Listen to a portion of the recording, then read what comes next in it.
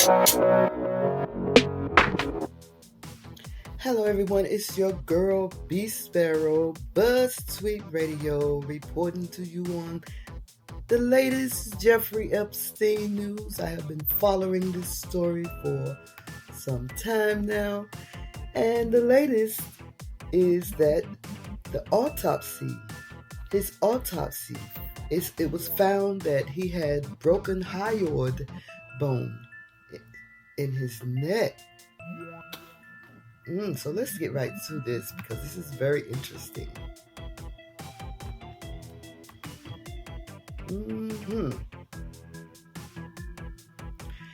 An autopsy has found the hyoid bone in Jeffrey Epstein's neck was broken. A person familiar with the matter told NBC News today. Two other sources familiar with the investigation say there's still no indication of foul play. And I'm not too sure about that because I believe there was. But what to know before I continue? According to NBC4 News, Jeffrey Epstein, we all know, was 66. He was found dead by apparent suicide on Saturday morning in his cell at the Metropolitan Correctional Center in Manhattan. His death came weeks after the apparent suicide attempt in the same facility. That time, Epstein was found in a fetal position with neck bruises. The wealthy financier had been facing a litany of federal sex trafficking and abuse charges. He had pleaded not guilty. So back to the hyoid bone, which is the U-shaped bone in the neck that supports the tongue. An NBC medical expert says a broken hyoid can happen in both strangulation and hanging cases, but occurs more often in the strangulations. Studies show it occurs in about a third of strangulations and a quarter of hangings. NBC News medical correspondent John Torres said, "The medical examiner's office has not released its final determination on the wealthy financier's death. The autopsy had been completed nearly a week ago, but the medical examiner hadn't ruled on the jail financier's cause of death, citing the need for further study." Law enforcement officials have said the convicted sex offender and accused pedophile was found in cardiac arrest in his cell at the Federal Metropolitan Correctional Center in Manhattan Saturday morning. He had a bed sheet tied around his neck and died by apparent suicide, an official close to the case said. The grim discovery came just weeks after an apparent suicide attempt by Epstein at the same facility. That time he was found in a fetal position, semi-conscious, on the floor of his cell with neck injuries. And what this article is not saying is that he was found by his cellmates. His name was Nicholas Tartaglione, and I have a video coming up on him. He's an ex-cop, ex-murder cop, but we're going to talk about that in the next video. Or I might even throw him in this one. I don't know. But anyway.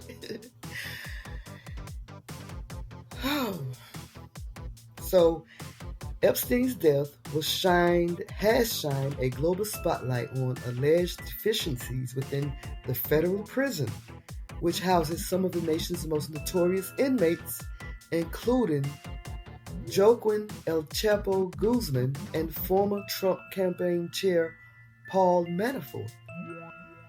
In the days since Epstein's death, a picture has emerged of the MCC as a chronically understaffed jail, with guards working overtime and other employees pressed into service as correctional officers. Multiple federal investigations have been launched. The center's warden has been temporarily reassigned, not fired, but temporarily reassigned, and the 2 guards assigned to watch Epstein the night of his death have been placed on administrative leave. Investigators are looking into whether those 2 guards may have been sleeping when the accused sex trafficker apparently hanged himself in his cell. The investigators are questioning if the times recorded for checks on the accused pedophile are accurate, or if they were falsified, meaning when they logged in the time that they checked on Epstein, were those true or were they falsified? Correction officers at the Manhattan prison were supposed to check on Epstein about every 30 minutes. Investigators have learned those checks weren't done for a number of hours before Epstein was found with a bed sheet tied around his neck, according to an official. Now investigators are reviewing security camera footage to see if it matches up with what was recorded in the guards' logs, according to sources. If it is not, then federal charges could be filed against the officers. If someone did not check in on someone and the logbooks indicated that they could be charged with making a false statement to the federal government, which is a felony. At the time of Epstein's death, he was being held without bail and faced up to 45 years in prison on federal sex trafficking and conspiracy charges. He had pleaded not guilty.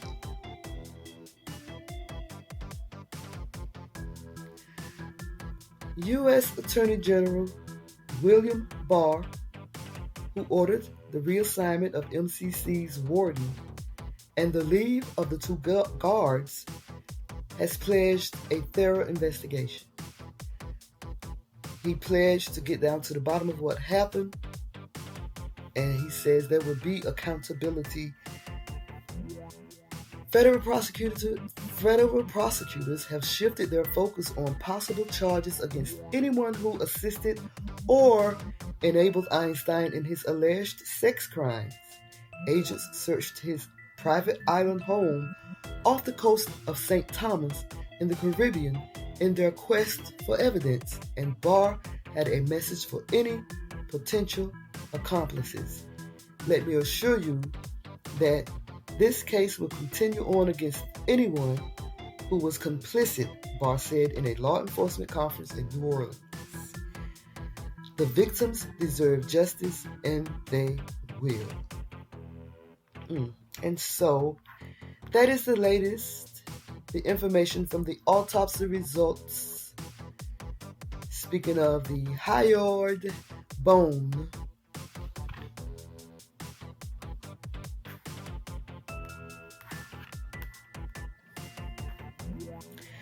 a broken hyoid bone can happen in both strangulation and hanging cases, but occurs more often in strangulations. Studies show it occurs in about a third of strangulations and just a quarter of hangings. So we're going to come back and talk about Nicholas Tartaglione, who was Jeffrey Epstein's cellmate. It's your girl BeeSparrow, BuzzTweet Radio, and I am out. Please comment, like, and subscribe to my channel, and in return, I'll do the same thing. It's your girl BeeSparrow, BuzzTweet Radio, and I am out.